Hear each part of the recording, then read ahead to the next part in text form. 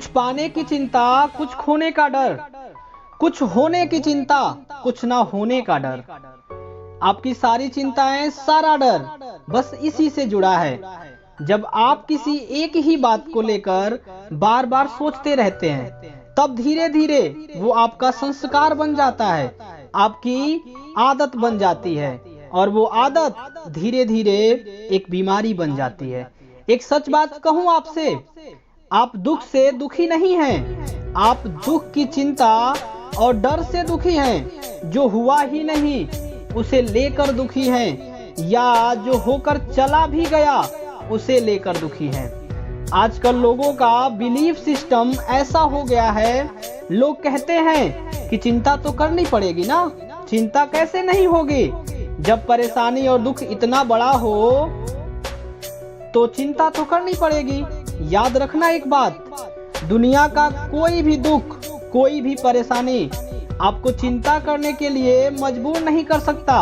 जब तक आप चिंता न करना चाहो, जब तक आप न डरना चाहो। ये चुनाव, ये चॉइस पूरी तरह से आपके हाथ में है कि आप डर और चिंता में जिएंगे या निडर होकर, निश्चिंत होकर जिएंगे। जब आप किसी बात की चिंता करते हैं, किसी चीज को लेकर डरते हैं, तब आप उसमें उलझ जाते हैं, और एक उलझा हुआ इंसान कभी कुछ नहीं सुलझा सकता। आप अपनी परेशानियों को, अपने दुख को सिर्फ तभी सुलझा सकते हैं जब आपका मन उसमें ना उलझा हो।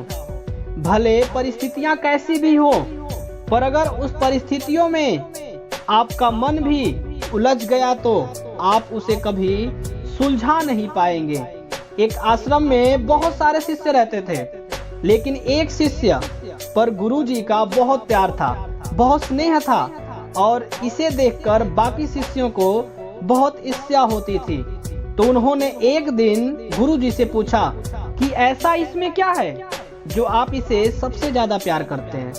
तो गुरुजी ने कहा, इसका स्वभाव ऐसा है, इसकी जिंदगी में कितने भी दुख क्यों ना आ जाएं, कितनी भी बड़ी परेशानी क्यों ना आ जाए, पर ये उस दुख में भी, उस परेशानी में भी हमेशा अच्छा ही देखता है, हमेशा पॉजिटिव ही देखता है। तो और शिष्यों ने पूछा, हम कैसे मान लें इस बात को कि इसमें ये सारी बातें हैं। गुरुजी ने कहा, इसका जवाब मैं आपको एक दिन जरूर दूंगा, जब उसका वक्त आएगा। और एक दिन ऐसा हुआ, वो शिष्य और उसका एक मित्र जंगल से लकड़ियां तोड़ने आश्रम की तरफ वापस आ रहे थे। मार्ग में एक खड्डा मिला जिसमें वो दोनों गिर गए और दोनों को चोट लगी। तब दोनों आश्रम में पहुंचे तो बाकी शिष्यों के सामने गुरुजी ने उस शिष्य के मित्र से पूछा, क्या हुआ, तुम्हें ये चोट कैसे लगी? तुम्हारा घुटना छिल गया है, रक्त बह रहा है, कैसे हुआ ये सब? तो उस शिष्य ने कहा, हम मार्ग से आश्रम की तरफ आ रहे थे, बीच में एक खड्डा था और वहां से गिरकर हमें ये चोट लगी। पत्थर लगे हैं, सरकार ध्यान नहीं देती, लोग ध्यान नहीं देते, किसी की परवाह नहीं करते।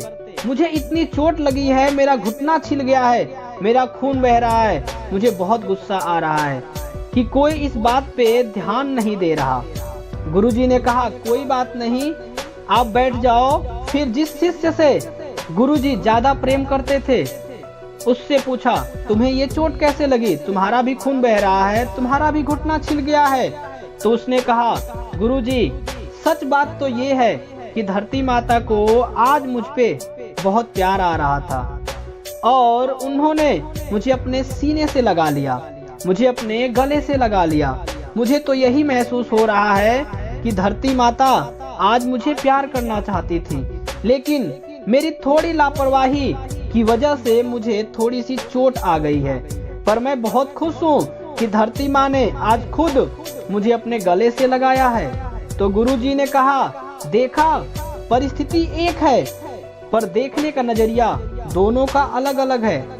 इसलिए ही मुझे इस शिष्य पे सबसे अधिक स्नेह है, क्योंकि परिस्थिति चाहे कैसी भी हो, ये कभी दुखी होता ही नहीं है। ये हर परिस्थितियों में हमेशा ही कुछ अच्छा ही देखता है। अब आप बताओ, जीवन के इस गुरु के आगे आप कौन से शिष्य हो? जो दुखों से हार कर रोते हो, परेशानियों को देखकर रोते हो, या दुख और परेशानियों में भी कुछ अच्छा देखकर खुश हो जाते हो, मुस्कुराते हो?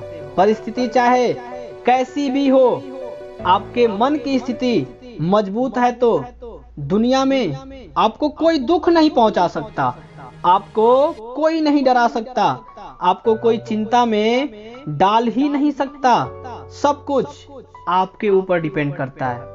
उम्मीद करते हैं ये मेरी वीडियो पसंद आई होगी आप सभी को। अपने हर उन दोस्तों के साथ इस वीडियो को शेयर करें जिसको इस वीडियो की जरूरत हो।